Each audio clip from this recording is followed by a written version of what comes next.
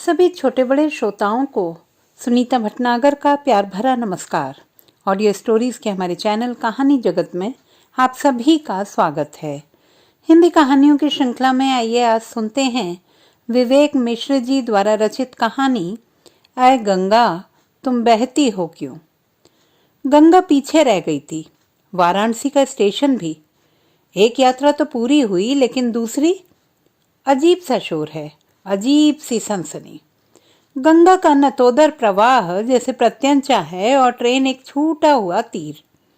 तब के विसर्जित दृश्य एक एक कर उतराने लगे। प्रतिभा के भीतर एक नदी सी बह चली थी। वही पुल, वही घाट, वही सीढ़ियां, वही मणिकर्णिकाएं, वही जलती चिताएं। एक चिता उसके भीतर भी जल रही थी। प्रतिभा को आज भी वह दिन याद था जब रणवीर ने उसे बताया, आज मैंने अपने घर वालों को सूचित कर दिया है कि मैं तुमसे शादी कर रहा हूं। प्रतिभा की सारी इंद्रियां जैसे कान और आंख में संकेंद्रित हो गई थी। क्या कहा उन्होंने? वही जो मैं एक्सपेक्ट कर रहा था, रणवीर ने सपाट सा उत्तर दिया। फिर भी यह जानना मेरे लिए बहुत जरूरी है। सच सच बताओ, कुछ भी छुपाना नहीं, तुम्हें मेरी कसम। प्रतिभा ने रणवीर का हाथ पकड़ते हुए कहा था।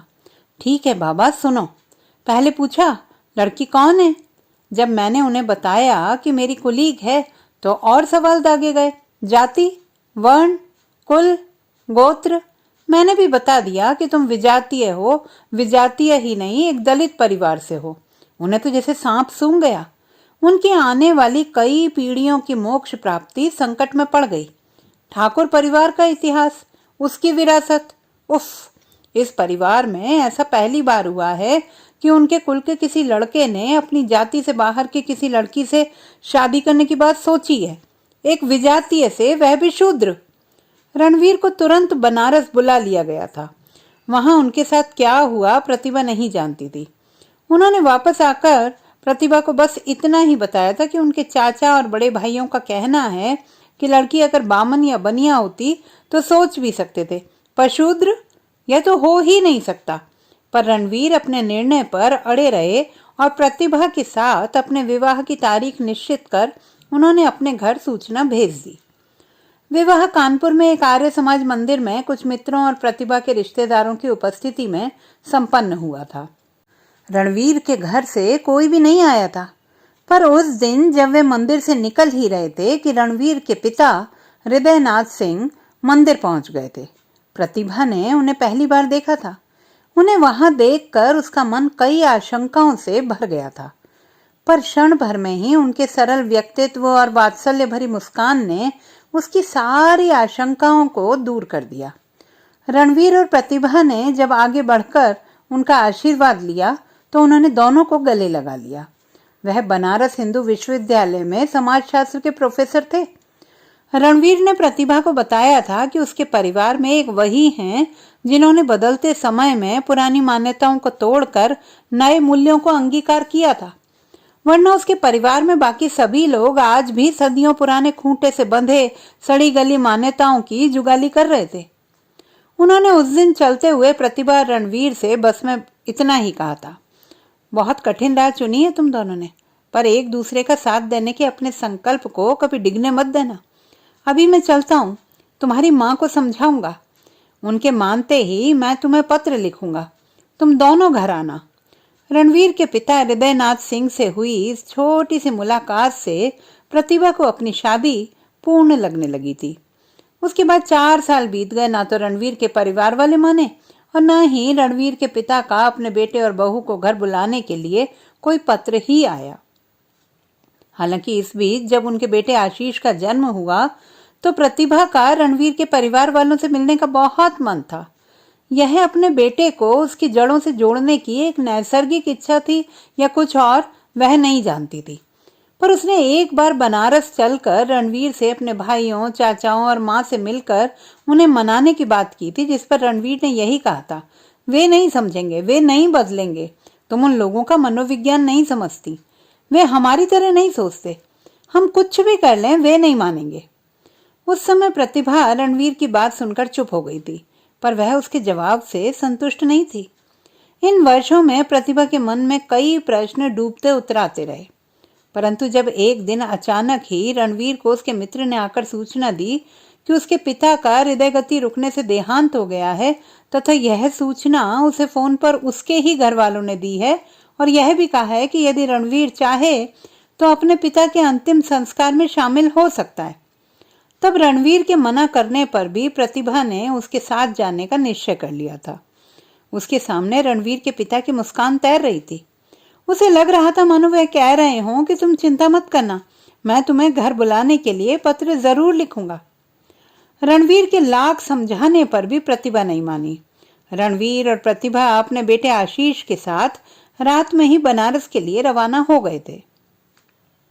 बनारस पहुंचने पर उन्हें पता चला कि पिताजी को अंतिम संस्कार के लिए गंगा किनारे घाट पर ले जाया जा चुका है, इसलिए उनके अंतिम दर्शन के लिए उन्हें सीधे घाट पर ही पहुंचना होगा। उन्होंने वैसा ही किया। वे सीधे घाट पर पहुंचे, उस घाट पर जहां विशेष लोगों के दाह संस्कार की विशेष व्यवस्था थी। वहां पहले से ही कुछ चिताएं जल रही थीं। हवा में नमी होने के कारण लपटें कम और धुआं ज्यादा था। लोग लाख और देसी घी चिताओं पर डालकर आग भड़का रहे थे। मंत्रों की गूंज और चिताओं की तपिश में वहां उपस्थित लोगों के चेहरे लाल हो गए थे। चिताओं से उठते धुएं के बादलों के बीच पंडितों के मुंह से निकले मंत्र बिजली से तड़क रहे थे। रणवीर के पिता की चिता लगाई जा रही थी। उनका शव अर्थी समेत पृथ्वी पर रखा था। उनका चेहरा शांत और निर्लिप्त था, पर होंठ खुले हुए थे। आखिरी बार अपने इन होंठों से उन्होंने क्या कहा होगा? क्या उन्होंने रणवीर को याद किया होगा? यही सोचते हुए प्रतिभा ने रणवीर के साथ उनके आगे हाथ जोड़े और अपनी आंखें बंद कर ली। प्रतिभा को रणवीर के पिता से हुई अपनी पहली और आखिरी मुलाकात याद हो आई। उन्होंने स्वयं आगे बढ़कर उसे गले लगा लिया था।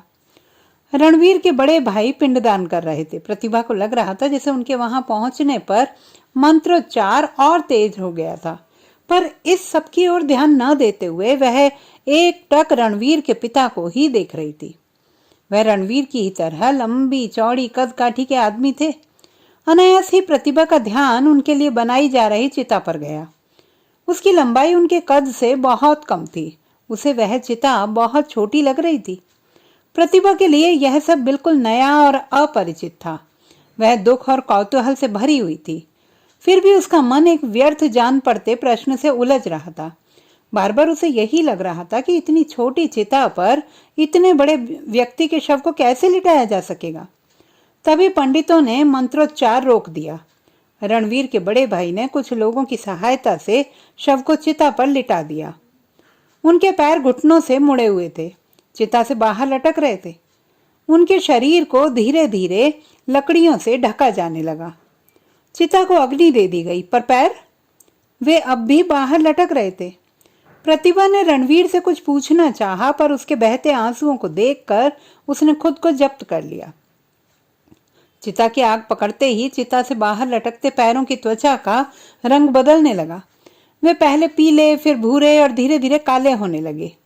वही पैर जो जीवन भर पूरे शरीर का बोझ उठाते रहे, जो पूरे व्यक्तित्व को जमीन से ऊंचा किए रहे, वही पैर अपनी ही देह से तिरस्कृत चिता से बाहर झुलस रहे थे। चमड़ी के जलने की गंध चारों ओर फैलने लगी। घी के पड़ते ही चिता से लपटें उठने लगी। तभी एक पैर घुटने से टूटकर जमीन पर खिसक गया। दूसरा भी टूटकर जमीन पर गिर पाता कि अंतिम क्रिया कर रहे रणवीर के भाई ने 2 लंबे बांसों की कैंची बनाकर पैरों को पकड़ा और एक एक कर चिता में झोंक दिया। प्रतिभा के मुख से चीख निकल गई। वह थर थर कांप रही थी। चिता के ऊपर पड़े दोनों पैर धूं धूं करके जल रहे थे। प्रतिभा की चीख सुनकर अंतिम संस्कार करा रहे पंडित ने बड़े ही कड़े स्वर में कहा था, पैर जीवन भर धरती पर चलते हैं। ये शरीर का बोझ उठाने के लिए बने हैं। आगे की यात्रा में पैरों की आवश्यकता नहीं होती। बोलते हुए उनकी आंखों में चिता की लपटें चमकने लगी थी। प्रतिभा की आंखों से गंगा छलछला रही थी। पंडित ने बादलों की तरह फिर गर्जना की। एक व्यक्ति को अपने जीवन में कई प्रकार के कर्म करने होते हैं। वह अपने सिर से ब्राह्मण का कर्म करता है, भुजाओं से क्षत्रियों का। उदर के लिए उसे वैश्य का कर्म करना पड़ता है, पर पैर ये शूद्र हैं। इन्हें बाकी शरीर के साथ नहीं चलाया जा सकता। जब सिर, भुजाएं और उदर जल जाता है, जब आत्मा शरीर के मोह से मुक्त होकर अनंत यात्रा पर निकल जाती है, तब बिना स्पर्श किए लकड़ी की सहायता से पैरों को भी अग्नि में डाल दिया जाता है। रणवीर ने अपने बेटे को गोद में लेकर उसका मुंह दूसरी ओर फेरा और आंखें मूंद ली। फिर भी उसकी आंखों में पिता के पैर बार बार कौंध रहे थे। उसने उन पैरों को आखिरी बार अपनी शादी के समय छुआ था। जीवन में कितने सफर तय किए थे इन्हीं पैरों के निशानों का पीछा करते हुए। रणवीर ने अपनी आस्तीन से आंसू पोंछते हुए प्रतिभा की ओर देखा। वह अभी भी रणवीर का हाथ पकड़े कांप रही थी। फिर भी उसने हिम्मत बटोर कर रणवीर के कान में फुसफुसाते हुए कहा, पर मैंने तो ऐसे कहीं नहीं देखा। पंडित ने ऊंचे स्वर में आगे कहना शुरू किया, बहुत से लोगों ने संसार में बहुत कुछ नहीं देखा, इसी कारण वे अज्ञान के अंधकार में अपना जीवन बिता रहे हैं। उन्हें नहीं पता कि वे अपना लोक ही नहीं परलोक भी नष्ट कर रहे हैं। उन्होंने रणवीर की ओर देखते हुए कहा, शूद्र की छाया भर पड़ने से वैतरणी पार करने में बाधा पड़ जाती है। भवसागर को पार करना कोई नदी नाला पार करना नहीं है।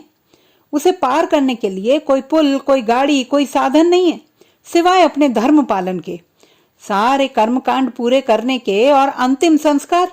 यह तो वह संस्कार है जिसमें रत्ती भर चूक से व्यक्ति की आत्मा युग युगांतर तक प्रेत योनि में भटकती रहती है। पूरे ब्रह्मांड में कोई उसे वैतरणी पार नहीं करा सकता, कोई उसे मोक्ष नहीं दिला सकता। यह इसी स्थान की महिमा है जहां इतने विधि विधान पूर्वक यह संस्कार संभव है। प्रतिभा की आंखों में गंगा जैसे ठहर गई थी। उसकी लहरों का कोलाहल शांत हो गया था। एक पल को उसे लगा जैसे किसी ने उसके पैरों के नीचे की वह जमीन हिलाकर रख दी है जिस पर उसका और रणवीर का रिश्ता खड़ा है। उसे लग रहा था मानो उसने अपने पति और बेटे का जीवन स्वयं नष्ट कर दिया है, पर इससे अलग उसके भीतर कुछ और भी उबल रहा था, किसी विकराल ज्वालामुखी की तरह, जो एक सन्नाटे को तोड़ते हुए बह निकलना चाहता था। वह चीख चीख कर कहना चाहती थी, हाँ मैं शूद्र हूं।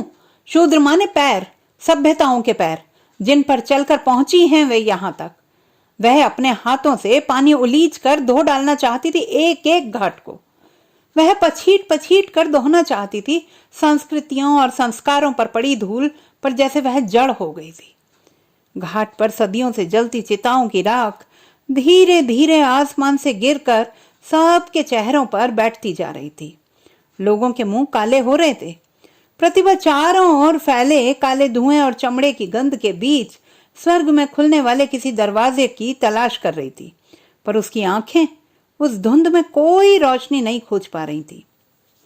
गंगा अब भी बही जा रही थी, निर्लिप्त सी। किसी समारोह में प्रतिभा को अपना ही गाया हुआ भूपेन हजारिका का वह गीत याद आ रहा था, अय गंगा तुम बहती हो क्यों। विस्तीर्ण दोनों पाठ असंख्य मनुष्यों का हाहाकार सुनकर भी बही जा रही हो। इतने अन्याय अविचार पर तुम सूख क्यों नहीं जाती। प्रतिभा ने जोर से सिर को झटका। सामने की सीट पर रणवीर और उसका बेटा आशीष दोनों ही गहरी नींद में थे। उसे रणवीर के पिता हृदयनाथ सिंह की मुस्कान बार बार याद आ रही थी। उन्होंने उसे कितने स्नेह से गले लगा लिया था। उनकी मुस्कान में पूरा बनारस सिमट आया था, जिसे देखकर उसकी मुट्ठियां ढीली पड़ गईं। उसके चेहरे की मांसपेशियों का तनाव कम होने लगा। आंखों की नमी धीरे से गालों पर उतर आई।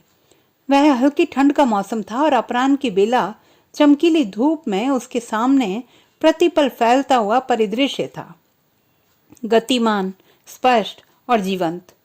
पर लगा जैसे आज सारा कुछ फेड आउट होता जा रहा है। दिख रहे हैं सिर्फ दो लटकते पांव। अचानक ही उसे लगा जैसे लटकते पांव खड़े हो रहे हैं। वे सचमुच ही खड़े हो गए, चलने लगे। वे ज्वालाओं के बीच से चले आ रहे हैं उसकी ओर। पांव से ऊपर न धड़ दिखाई दे रहा है न मुंह, मानो वे थे ही नहीं, थे तो सिर्फ पांव ही थे। वह चौकन्नी हो गई। उसके ससुर के पांव, पांव जो शुद्र हैं, जो वह हैं। कहानी का एक अंत यह भी था। वह हल्की ठंड का मौसम था और अपराह्न की बेला। प्रतिभा ने बैग से चादर निकाली और एक दूसरे से चिपट कर सो रहे अपने पति और बेटे को उड़ा दी। हवा में नमी कुछ कम हो गई थी। खुले आसमान के नीचे चमकीली धूप में हरी जमीन दूर तक फैली थी, जिसके पार प्रतिभा की अपनी एक दुनिया थी, जिसमें अपने परिवार के साथ रहते हुए उसे कभी मोक्ष पाने और वैतरणी पार करने की चिंता नहीं करनी पड़ती थी। शव, जलती चिताएं और उनसे लटकते पैर धीरे धीरे फेड आउट होते जा रहे थे। तभी उसने देखा था, सामने की सीट पर गहरी नींद में सो रहे रणवीर और आशीष के ऊपर फैली सफेद चादर पर हृदयनाथ सिंह की मुस्कान निष्प्रभ भाव से धूप की तरह खिली हुई विश्राम कर रही थी। तो दोस्तों, ये थी हमारी आज की कहानी। आपको कैसी लगी कमेंट बॉक्स में लिखना ना भूलें। चैनल को सब्सक्राइब करें, लाइक करें और मित्रों के साथ शेयर करें।